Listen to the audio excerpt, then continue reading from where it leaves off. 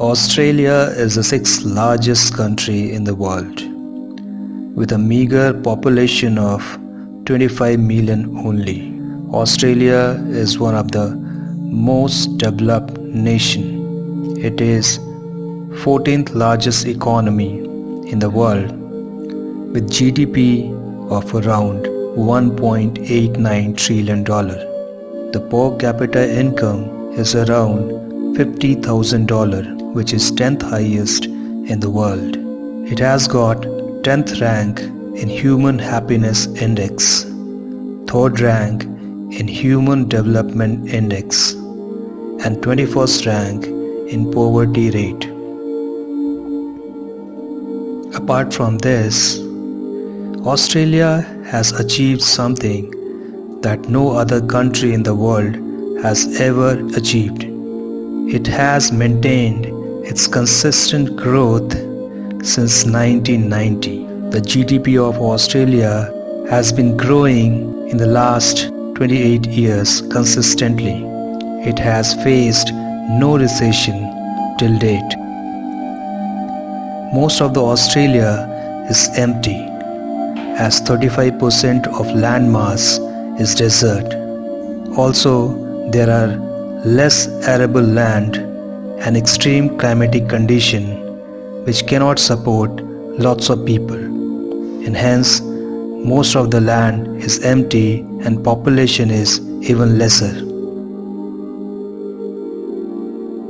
But these empty and barren lands are quite beneficial for Australia, as it provides lots of minerals like iron ore, aluminium ore, lithium, lead, gold, coal, diamond, uranium, and many other.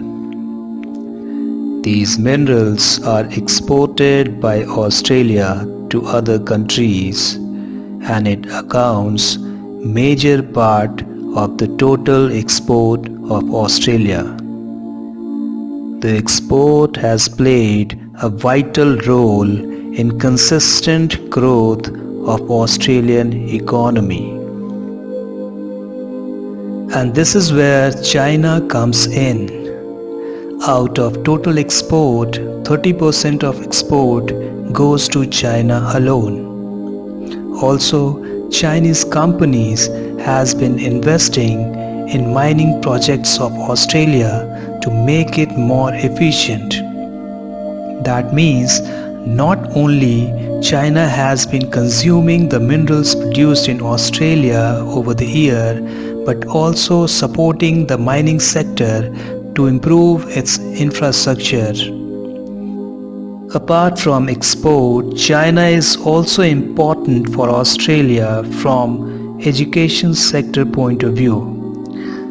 Out of total international students, 30% is from China.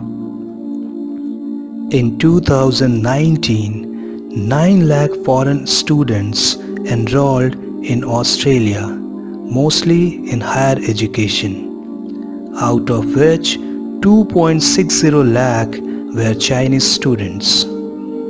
Given the small population of Australia, this is a huge number. The cost of education in Australia is regulated, but in case of international students, universities can set their price matching the high demand. And that is how Australia generates a huge revenue of around $10 billion per year from international students. That clearly shows that Australian economy is heavily dependent upon China. But inclination of Australia towards China is only economic. The political inclination of Australia is towards United States of America, and that is what creates the conflict between China and Australia. Most of the decisions of Australia is influenced by USA. That goes against the China's intent to become next superpower as China invests or trade to other countries to buy allies so that it can dominate the world politics and become the next superpower. So every time Australia takes a stand which goes against China, China punish it by banning trade in one way or other. Internally, China uses its influence to promote pro-Chinese people at different levels. China also runs smear campaigns through social medias against premier government authorities.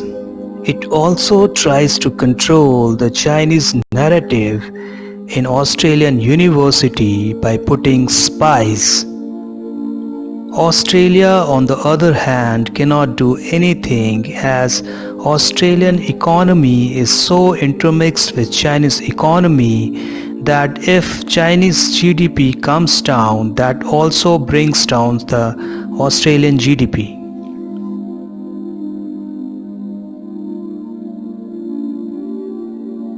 Like करें, comment करें और subscribe करें।